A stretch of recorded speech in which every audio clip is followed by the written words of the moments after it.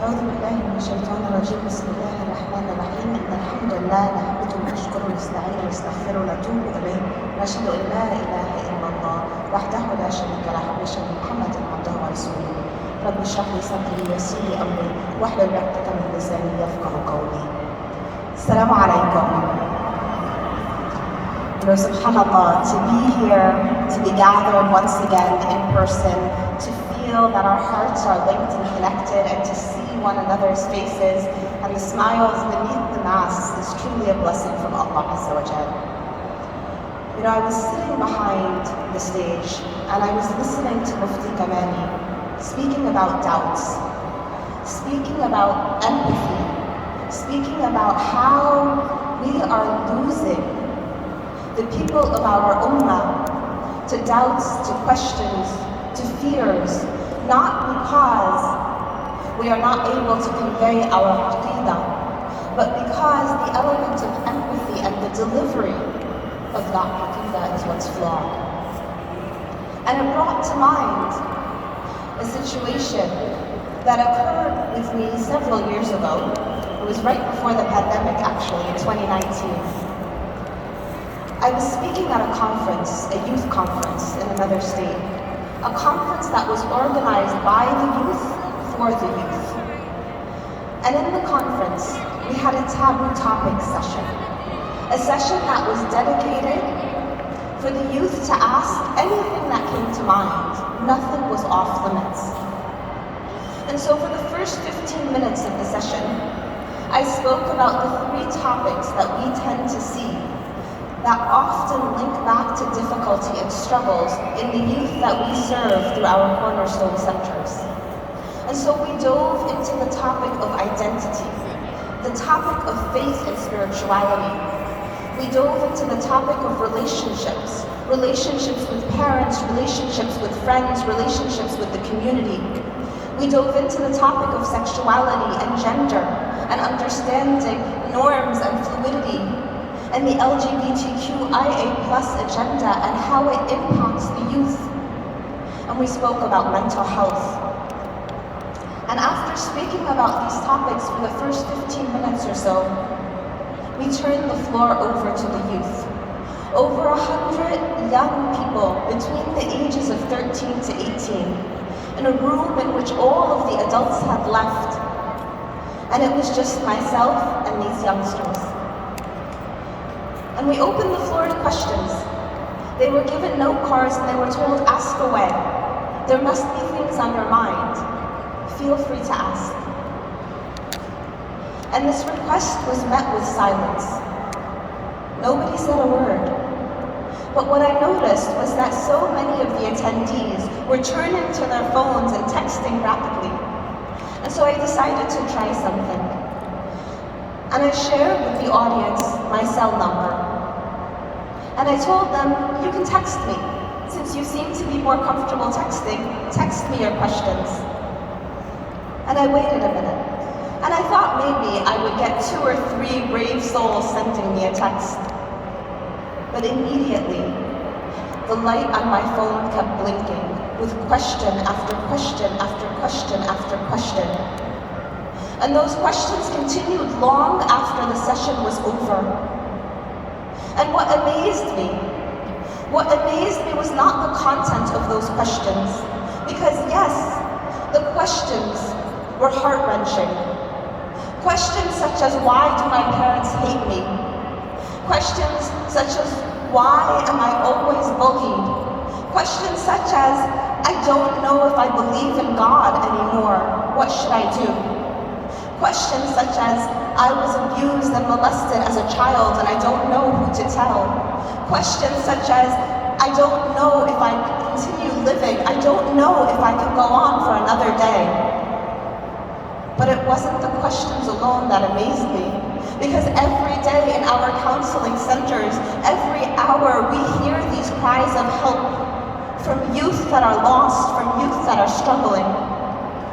But what amazed me was as I stayed up late into the night, after the conference had ended, after I went back to my hotel room and I answered question after question, what amazed me was how the youth responded. How the youth responded by saying, "I'm so surprised you replied." How the youth responded by saying, "I never really thought you would answer my question." How the youth responded by saying, "I never asked before because I didn't think anyone had an answer."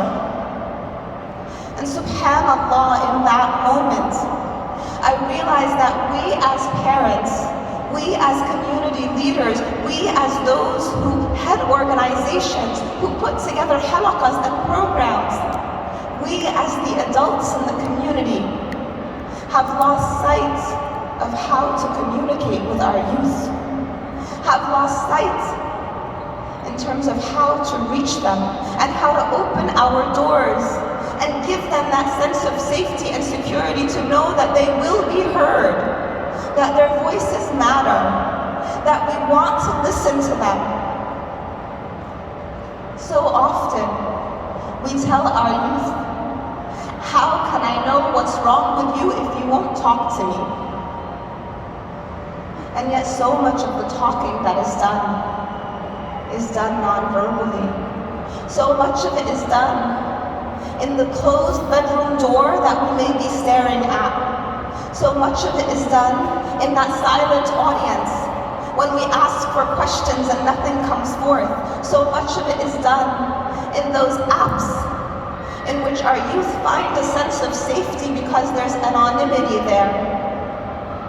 Because growing up in so many homes, in so many households, where everything was clearly delineated as this is haram and this is halal and there is no in-between, we have turned our children away from asking the questions that matter, from asking the questions that tear at their heartstrings, that make them wonder, who am I? What does it mean to be a Muslim? How do I reconcile my faith with my identity? How do I become confident? How do I become strong?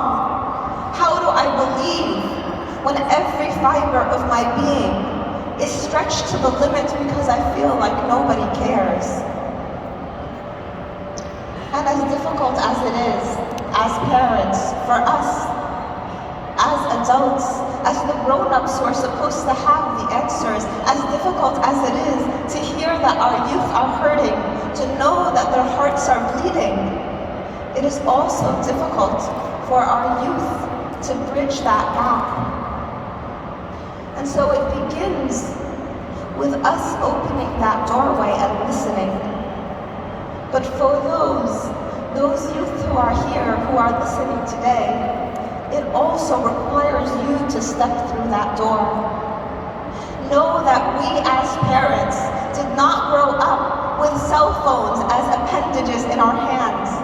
Know that we as parents did not grow up with social media and the stigmatization and the constant messaging that bombards you in every waking moment.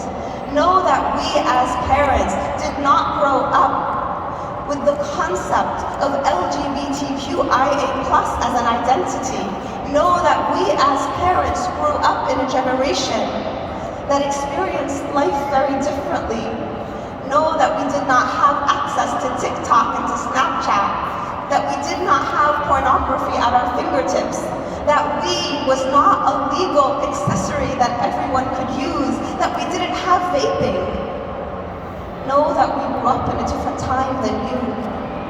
And because we've grown up in a different time than you, we need help too. We as parents want to understand you, our children.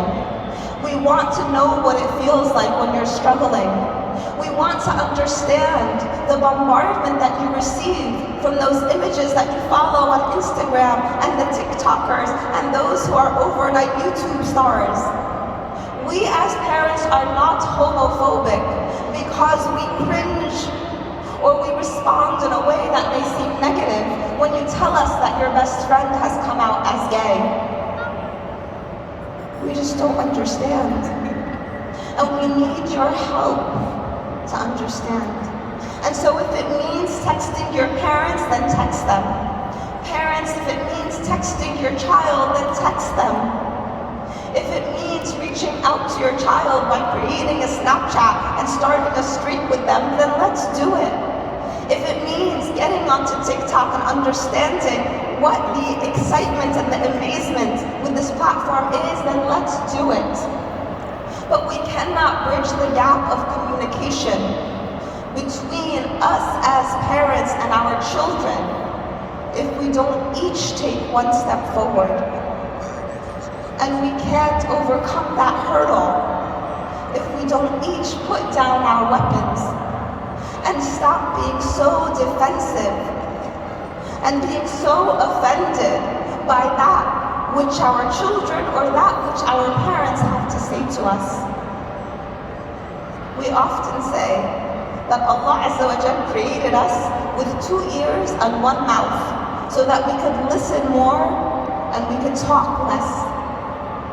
And yet how often do we tend to talk so much more than we listen? How often do we emphasize the need for us to be heard rather than emphasizing the need for us to understand? And that understanding is a two-way street. One of my favorite verses in the Quran that links back to a difficulty that so many of the youth that we work with come to us with is the verse that reminds us of the pain that Maryam alayha salam experienced. The pain she experienced when she was in the throes of labor, when she felt alone, when she called out to her Lord and said, Ya laytani mittu qablu hadha wa kuntu nasyan mansiya. Oh, if only I had passed before this and had been of those who were forgotten. How many of our youth who struggle with their lives come to this place where they wonder whether or not life would be better without them, when they wonder whether or not they would be at peace if they no longer breathed upon this earth. And we see the examples over and over again.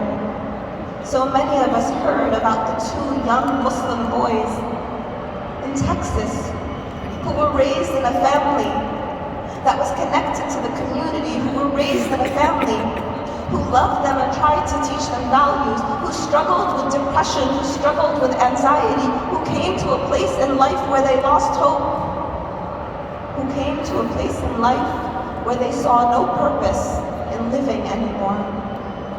And so not only did they take their own lives, but they took the lives of their entire family as well. And yet we see in the Quran, we are reminded in the Quran that Maryam alayha salam, one of the women who is chosen, who is promised Jannah, struggled in a moment in her life. And the most beautiful response that is given to her upon calling out to her Lord in pain, a voice calls to her, min tahtiha, from beneath her, and the voice says, la tahzani, do not be sad. La tahzani, do not be sad. Maryam alayha salam is not rebuked for this feeling. She is not pushed away. She is not told, how can you give up? She is not told, there are so many others that are struggling worse than you. That is not what she is told, like so many of our youth are told. When they are struggling with depression, when they are struggling with mental health illnesses, when they are struggling with being able to breathe their next breath. But instead, she is told to shake the trunk of the palm tree so that the dates may fall. She is told to look beneath her to the stream that runs by her feet. She is told to go back to her town, to go back to her community, but she is told not to speak. And so when we look to our youth and we tell them, how can I understand what you're going through if you don't speak? We as parents, need to listen a little bit more. Because our children are speaking, but they may not be speaking in the tongue that we are used to. They may not be speaking in the way that we want them to speak, but this does not mean that they're not speaking. So we need to listen. We need to listen to the conversations that our children are having with those around them. We need to listen to the pulse of social media and know what is popular and what our children are being bombarded with. We need to know what those TikTok trends are. We need to know who is it on YouTube that's commanding attention. We need to understand the widespread reach of the LGBTQIA+ agenda. We need to understand gender fluidity and the gender-born curriculum that's being taught in our schools. This is how we listen as parents and as children.